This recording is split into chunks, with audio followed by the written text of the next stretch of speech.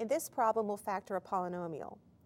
We're asked to factor x squared plus 25 minus 10x. I first of all look to see if the terms have any factor in common, and they do not, so I next see how many terms there are. There are 3 terms. I'm looking at factoring a trinomial. Before I try to factor any other way, I'm going to check to see if I have a perfect square trinomial. In order for that to be true, I first have to have 2 terms that are perfect squares.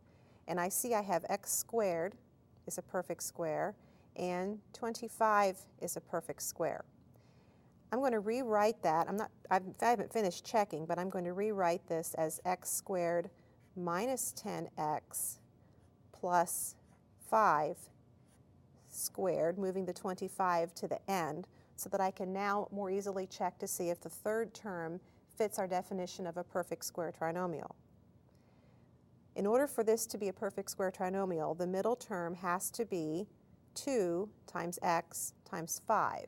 That's 10x. So this is the opposite of 10x. That works too, either 10x or negative 10x. So I do have a perfect square trinomial. And I can factor this by writing x, and then the minus sign, and then the 5, and that squared.